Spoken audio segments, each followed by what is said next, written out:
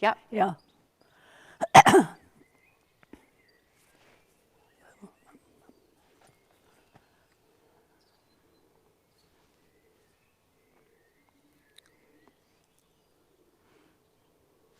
Hi everybody, and welcome back to another live and interactive tour here at Mapperton Estate. As promised, we are going to be obviously outside discussing the exterior here and of course going into those fantastic gardens in the back. So I'm here with my mother-in-law, the Countess of Sandwich, and she knows this house inside and out. So I will definitely be learning a lot alongside with all of you as well. But again, we're live on the interactive chat. So I already have some people saying hello. I've got Michelle saying we are ready. We'll be here my husband will be here in a few minutes. Want to show him where we are traveling next. So perfect. So please do say hello. And we will get to your chat. But I think we should just go ahead and start. Yeah, yes, but I can't start until I say hello to everyone and how lovely that you're watching us and listening to us, and do ask lots of questions, which I won't be able to answer. Yeah, you'll be able to answer all of them. My mother-in-law answers all of my questions all of the time. And what she doesn't know, she makes up. Yes, no, you don't make it up. You do know. You definitely know. So where are we standing right now? In as far as this is the main house, and we discussed this last week, if you're on the tour last week, that we were at this main entrance of the house. But this house is, it's like built in different sections, is that right? Yeah, it is. Mapperton this house is a wonderful mix of centuries and styles, but it's so sort of harmonious, it appears that everything was made at the same time, or put up at the same time, but it wasn't at all. It was a house where the first reference to Mapperton was, of course, in the Domesday Book, 1086, as I looked it up today, when it was just a little settlement that belonged to a cousin of William the Conqueror's, and it had just enough land to keep 70 acres going and 2 ploughs and everything. Then it went to a family called Brett. Right. Who were cousins of William the Conqueror. But I think really, before I go into either the history of the families or the history of the architecture, we really ought to say that this house remained in single ownership till 1919, when it was bought by a rich Scots widow. Right. And we, us Montagus, bought it in 1956. When my father-in-law sold the main house at Hinchingbrook in Huntingdonshire. Yeah. So I shall be telling you this afternoon about the history of this house and the history of the families who were in this house, and the architecture a bit, and some of the plants here. Yeah, and I think a lot of you guys have asked before, like, is this the original Montagu home? And sadly, well, I mean, not sadly, but it's not, because like many homes after the Second World War in this country, over 1,000 of historic homes were either demolished or left for ruin after the Second World War, because the homeowners could no longer keep the upkeep of it with upkeep of the home because of taxation and a whole bunch of other things. So over 1,000 historic homes in the UK and in particular in England were demolished or left in ruin. And sadly, my husband's grandfather sold the house in 1956. Yes, and it's now a school. So a lot of you ask, why is my last name Hinchingbrook? The name of the family home is called Hinchingbrook House, and that is why, because back in the 1600s, it was sort of, you were given the title after your grand house. So you can still go see Hinchingbrook House, but we quite like this house, don't we? Well, we do. We do. No, I mean, Hinchingbrook was enormous, absolutely enormous. And so many people had lost so much money over the Second World War, except those who were in farming, who made a fortune. And they went. So basically, Mapperton, which is really tucked away in West Dorset. And I do want to say, before I say anything else, that this area has twice the average rainfall of the rest of the UK, and we may easily get it again this afternoon. And if we do, I shall be running for cover. Yeah, and then we'll come out again with umbrellas. Well, you can see the puddles here, so there was definitely a lot of well. rain. There was a lot of rain this morning. Right, so talking about the architecture and the development of the house outside, we haven't got any references to the very early settlements. The first reference is to the church in 1190, when it was a chapel, a daughter chapel of a church over the hill. And actually, when you say over the hill in this area, it means over at least 2 hills, up and down and up and down. And it's dedicated to All Saints. It's never been the chapel of the house. It's always been the parish church. And it feels like it. And I'm sorry we're not going in. Maybe we can do a tour sometime into the house. Yes, exactly. But I also think, note here, that church, a lot of you have asked me, is this where I got married? And we did get married in the church. And what I find fascinating as an American, when I first obviously met my husband and came to Mapperton, is it's incredible because there's that special entrance into the church inside the house, which I found extraordinary. I love it. Well, I just think it was actually country gentry ease, actually. And that was in the 19th century. Right. With a guy who owned the house, but was also the clergyman of the village. So what we had first, we've never seen the medieval house. We have little tiny snippets of the medieval house, but the first house, which is that wing and this wing, were built by Robert Morgan and his wife Mary in the 1530s and 40s. That wing that you're looking at with the Clematis Montana and the Budleia below it is about 1540s and is the original part of the original house. And up at the ends of the gable, you can see a very smart griffin right up there, which was the symbol of the Morgan family. And the other side, when we go past it, you'll see a lion, which was a symbol of the family that had it before, the Bretts. And did they do that often? Did they create? At this period. Right, and was that to show status and power? Of course. Yeah, of so course. that... And also fun, you know. Right, Just fun.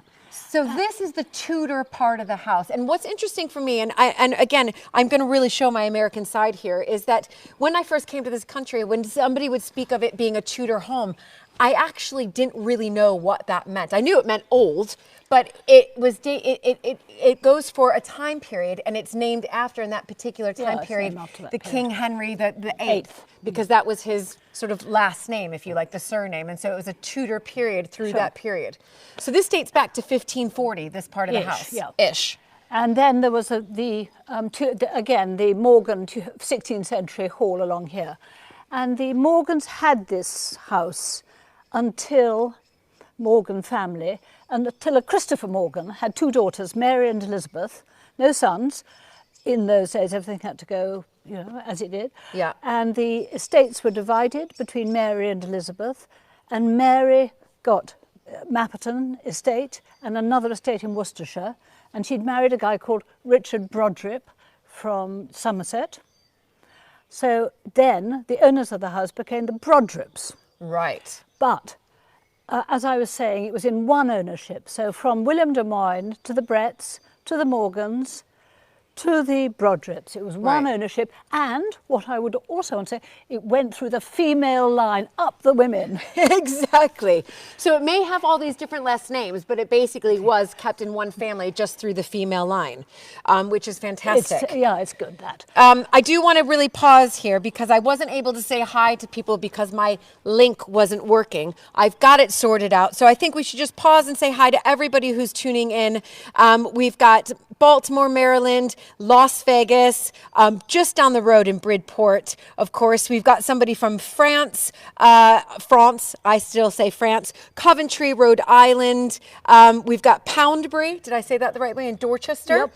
Brilliant. Washington, D.C., another Rhode Island, oh my gosh, Del Mar, New York, Tampa, Florida, Brookfield, Wisconsin, Japan. I think we've got our first somebody from Japan. That's amazing. A couple people from Washington, D.C. and Indianapolis. And I've got a couple questions here. Number one, I can answer this, but I think it's better if you answer. Is Mapperton a National Trust house? And I think we can maybe talk about the grade listed here. No, Mapperton's not a National Trust house. National Trust houses are houses that have been given to the national charity, the National Trust. And those, when houses or land are given to the National Trust, they belong to the national charity, the National Trust. They are no longer in private ownership. Mapperton is still in private ownership of the Montagus, which means the Montagus have to pay for the upkeep of it, unlike the National Trust, where everybody contributes to it.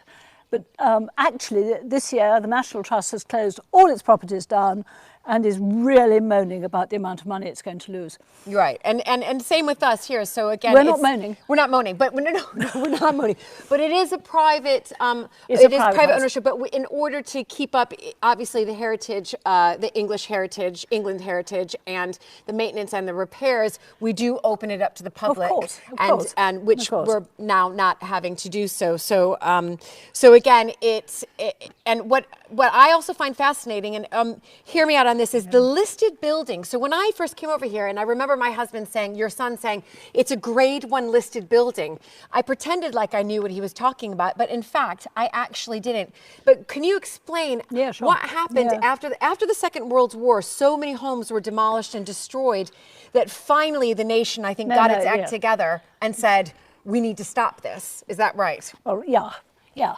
I mean, what really happened was it was recognised that some buildings were totally wonderful and should never be touched, or if they were touched, only with massive number of permissions. And there were some that were less good than that and some that were less good still. So there are 3 categories. Grade 1, which you have to be really careful to touch in any way. Grade 2 star and grade 2. But all of them you have to go for listed building planning consent before you can tinker around with them or change the wall or change windows. And gardens also are registered, and you have to be careful with that. But the registration on gardens is not nearly as rigorous as that on houses. No, this is certainly grade 1, and the 2 stable blocks, which you can't see now but you will see later, are also grade 1. And all the walls around here are listed, everything that you can see. So things like these windows here, these lead windows, we can't just go to and just replace them. We have to bring in a local craftsperson who is experienced and in replacing or fixing these windows. I'm just using that as an example. Sure. So let's get back. You guys, we are going to, Luke is showing you, we've got the cameraman, Luke, my husband, and we have today as our sound recordist, maybe give him a little flash. We've got William, our 15-year-old, doing the sound recordist being the sound recordist. So we've got one more question, and then we're just going to move on to this part of the house. I just want to say hi to Canada, Los Angeles, Utah, Colorado, Michigan, amazing, Pennsylvania, Long Island. And the question is, where was the original entrance from the 1540s? Well, I think the chances are that the original entrance from the 1540s was as the entrance is now. It wasn't the same porch, because that was tinkered about with in the 17th century, and it wasn't the same doorway quite as is there now. But the entrance was probably there, and in the summer when the field opposite is dry, you can see the old line of the drive coming in straight across the field, lined up with this door. And that brings us to this part of the house then, because as you said, you think the original entrance was here, but then what happened was when Mary married Richard, he changed all of this, didn't he? What actually happened was that Richard Brodribb had clearly got money it wasn't actually the original Richard Brodribb who married, all Brodribs were called Richard, which makes it completely impossible. First Richard Brodribb married Mary and inherited Mapperton. The second Richard Brodribb, the grandson, rebuilt the house. What he did was he took down the whole of the Morgan Hall here and he rebuilt it in sort of 1670s style with big windows, square windows, sort of elegant, elegant porch, elegant type of windows. He then put his coat of arms up above the porch, which in ordinary language is red, a cross, a silver cross with 4 ducks. With 4, and what But in heraldic language, it's gules, a cross argent with 4 sheldrakes. Okay, that sounds much grander. Much grander, exactly. And he built this. He also built the stable block there, which is loose boxes for horses. Right. And actually was where Emma was part of Emma was filmed. Yes. And also Far from the Madding Crowd. Yeah, and both. funny enough, I've just got a question about that. You guys can look at the wisteria, but someone has just asked about, obviously, Mapperton and Rebecca. So we can mention, since we're talking about films. Yep. Yeah, so Rebecca is happening. It's a Netflix, I think, 2020 film starring Lily James and Kristen Scott Thomas, and that was filmed here. A bit of it was filmed here. A bit of it was filmed here last year, is that right? Yeah, last year. Yeah, last year. But quite a lot of Emma was filmed here, and we were the main location for Far from the Madding Crowd, and this whole beautiful courtyard was turned into a rundown farmyard with awful mould and mouldering buildings, and there was a huge, great English cow with long horns, and it had a little calf with it, and it used to moo all night. Right. And then it woke up the baby who mooed too. Oh, right. And then the owl who was hunting got so cross too and went off. And I used to listen to this night after night because I had to move bedrooms. We've had some good filming here. I do want to talk about, we're going to move, I think, into the... Let me talk about these because I haven't really got through. North Stable Block, lovely loose boxes for horses. The South Stable Block has 2 coach houses and incorporates a much older barn. And what is really interesting about this courtyard is that these 2 wings come out from the house, not at 90 degrees, but so that at right angles, but more expansively at about 100 or 110. So the whole courtyard opens up to the view. It's fantastic. Which makes it completely different and really lovely. And can you just mention, we won't be able to see it, but what's behind, because somebody just asked, we would say in America a greenhouse, but over here it's called a conservatory. What's behind the North Stable Block? Well, there's a conservatory or greenhouse, and it's extremely labour intensive. And anybody who wants to come over and just run it, which means watering it twice a day, please don't hesitate. But that is Victorian, is that right? And no, it's not. Oh, that wasn't Victorian. It was put in by my father-in-law in 1958. And then we've had it repaired recently. Yeah, we've had that one repaired. So the other thing you might want to know, in fact you must want to know, those 2 wisterias, there are actually 4 wisterias there. 2 of them are Japanese wisteria and 2 of them are Chinese wisteria. And they're going to last another week and then they'll be gone. But they're one of the glories of the spring here. Because someone has just asked, is the wisteria a planting that's been with Mapperton as long as its age? No. I should think they're probably late 19th century, early 20th century. Fantastic. We do have another, I mean, this is brilliant. You guys, the questions are amazing. We have another question. I know the wisteria, the wisteria is just fantastic. Somebody's asked, and this is a really good question, when was plumbing added to the building, to the house? Well, in the 19th century. Right. After the Brodripps had it, it went again in the female line to a family called the Countess, and they had it from the late 18th century until 1919. It was actually let to people because they themselves lived in Hampshire, about 150, 60 miles away. And I imagine that when letting it, they put in baths. And I have always been told that Mapperton had the first bath in West Dorset. Well, there you go. I love that story. So I'm told. Bath. And it's got some very fine plumbing. Yeah. You and my son have rather modernised it. We lived with a lot of lead plumbing that we didn't mind that much, and some pretty Right. odd water that came through the taps.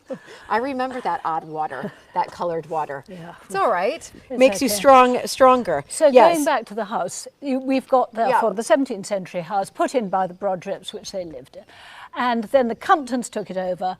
And in the middle of the 19th century, Henry Compton came and lived here. He owned it, and he was the vicar of the village, the rector of the village. And it's he that put in that little single-storey addition there between the house and the church that you were just mentioning, so that he could trip into the church from his house without getting his feet wet. I see. So that's what that's So for. that's what that is. So there really was a separation between the house and the church. And that is why there's no back door really to the house. I never knew because the back door that. has got lost down there.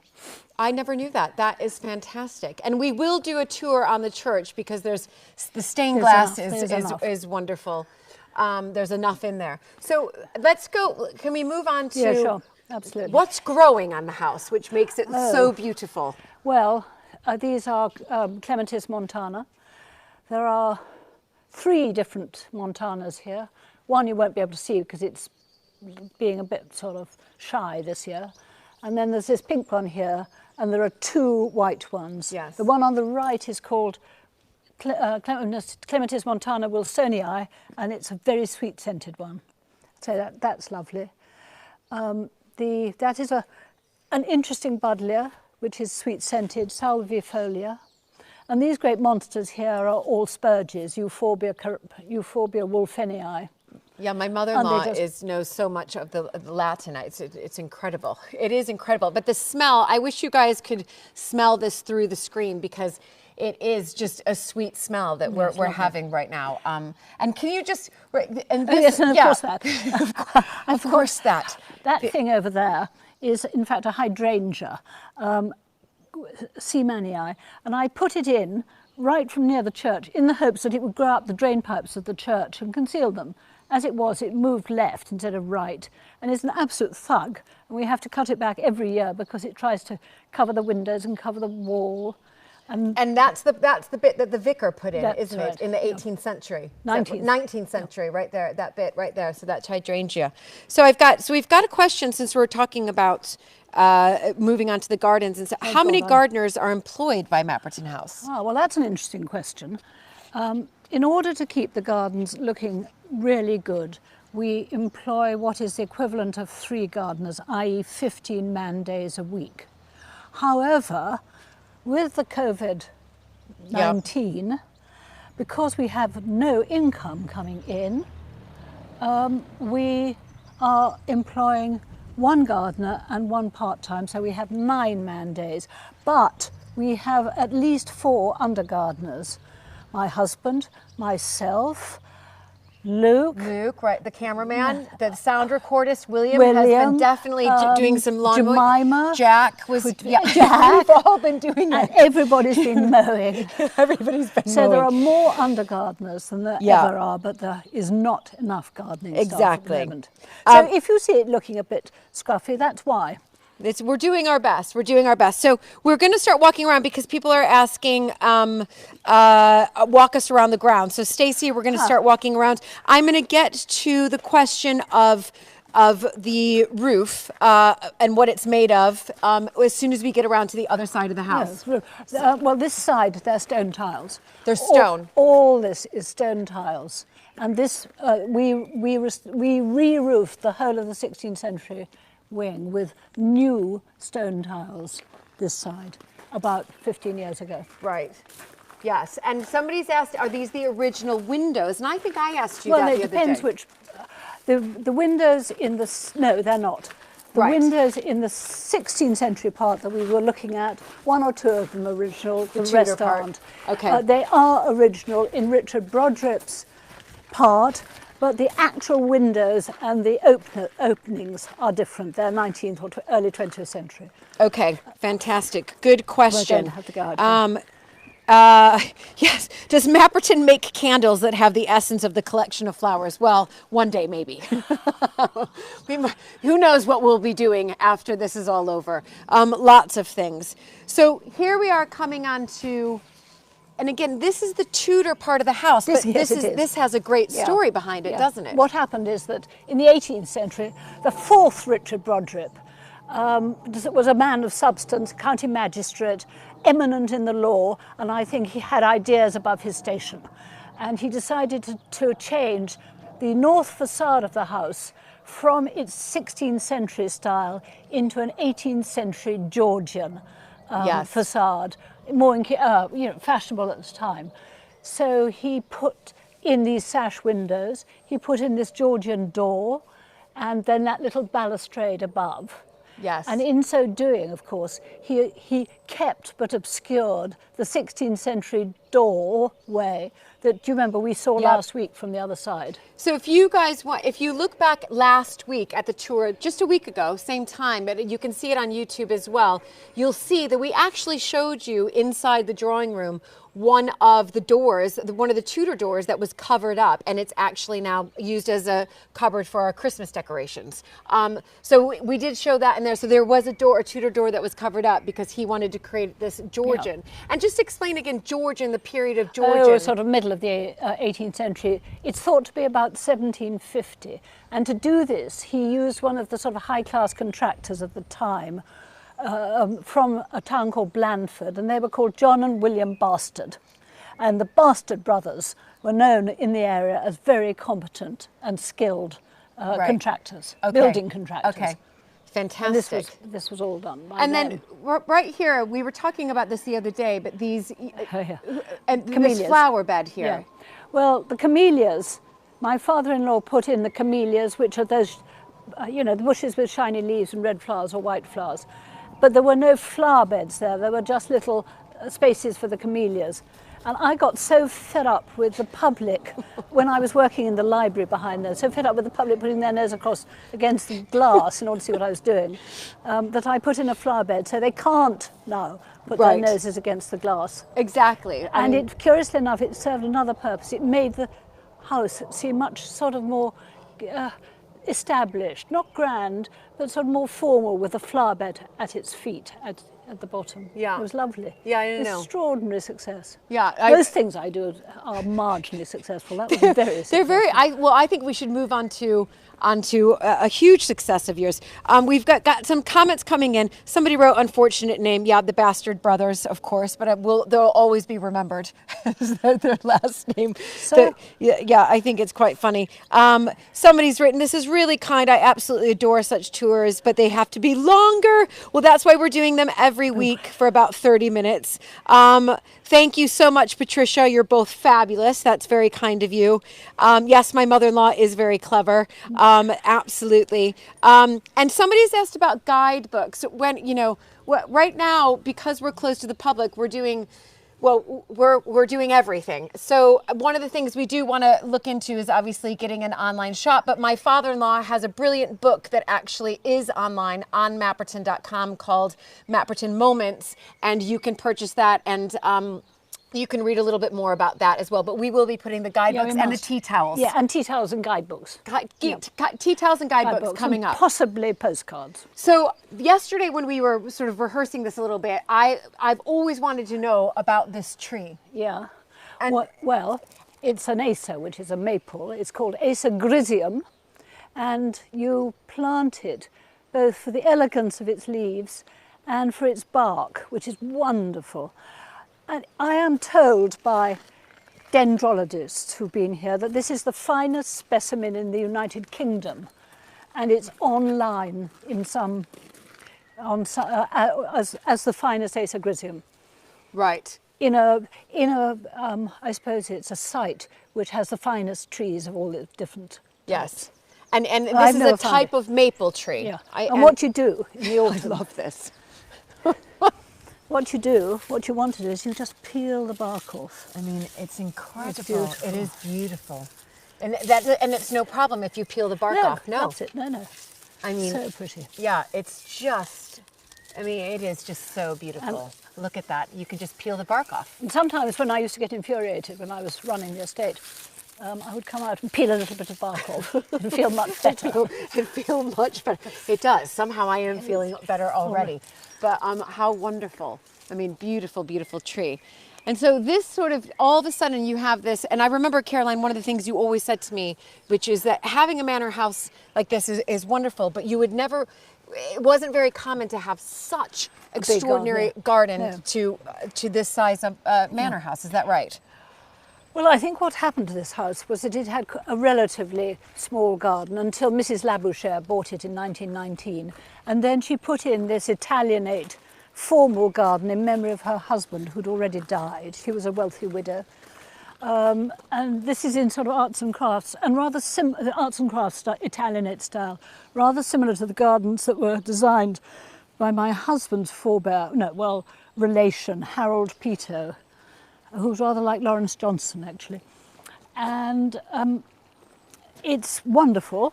It requires a lot of work. The yew trees grow like dinosaurs if you're not careful, and we always have to cut some back, heavily cut some back each year to keep them in control. My father-in-law put in the orangery at the end there in 1968. Yes. And Mrs. Labouchere and the Countess put in the swimming pool and the second pool down there. And then, as if this wasn't enough garden, my father-in-law, who'd come from Hinchinbrook, which had enormous grounds and an enormous house, decided he'd really got to have more gardens. So he then put in another 7-acre arboretum at the bottom, which we're not going down to today.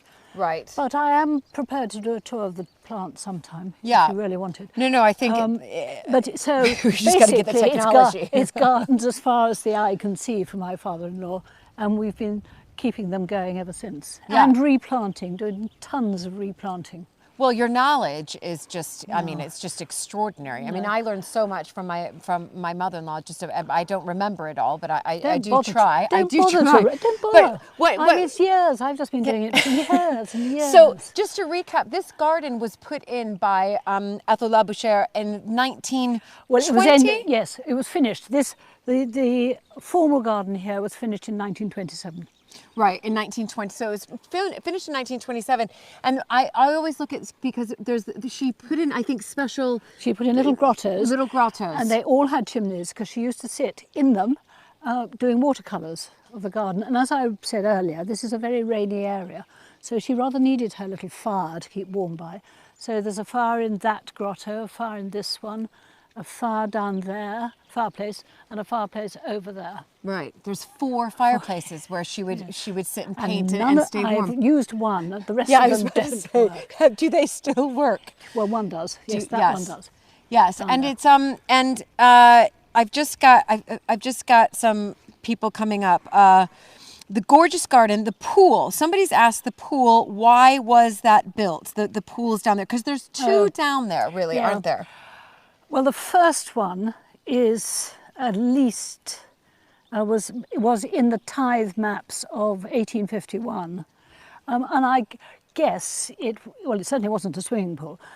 I think that probably this little building at the head of it, which you may or may not be able to see, was a mill, and I suspect that was a mill pool below it.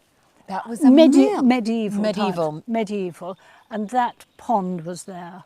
And then the lower pond, I think, was put in by Mrs. Labouchere, but I'm not sure. Okay. I'm not sure. And the lower pond has got lots and lots of goldfish in it. And the upper pond, tank, we swim in. Yep, I do. You have to wave at the frogs as you go past, and they like it, you know. And the frogs spawn. And they wave. Those of you who follow me on social media, you would have seen my almost daily dunks into the eau naturelle pool with the frogs and the nymphs and some frog spawn. But I do feel energized. I call it my cold immersion therapy. Okay, so I've just got a couple questions. I can answer one, and then I'm going to have you answer because it's a gardening one.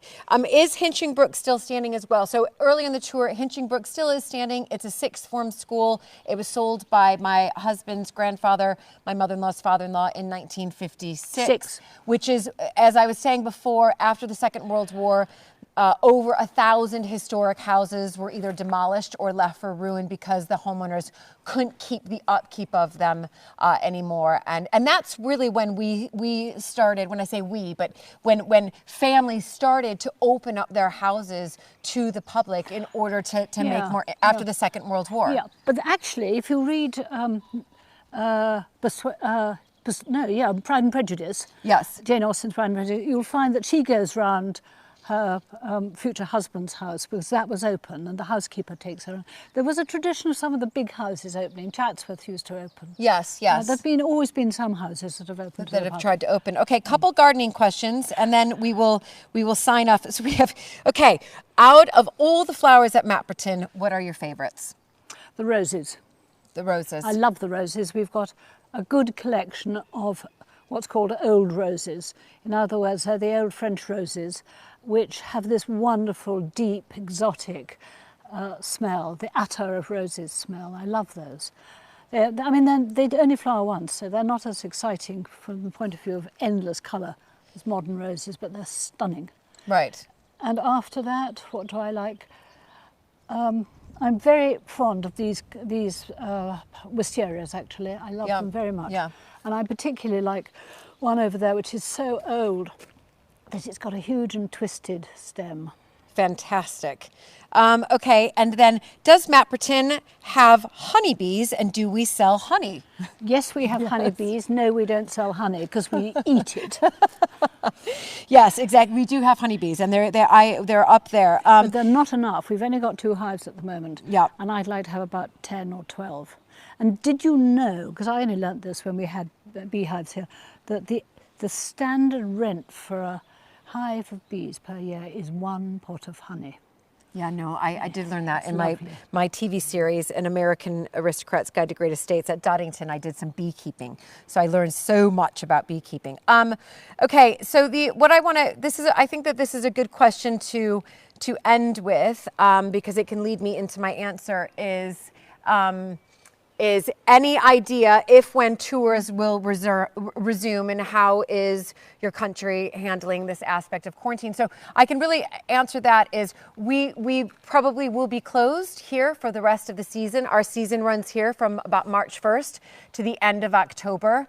But what we are basically asking is if you really enjoy these tours, again, this house is part of England's heritage, and any donations that you can make, even as small as £1, £2, goes towards the upkeep of this historic house and these extraordinary gardens. So any donations that you can give, it really, really helps us. It goes into preserving England's heritage. Yeah. But if you don't, we still love having you watching these tours. Exactly. So watch them again, even if you don't. Yeah.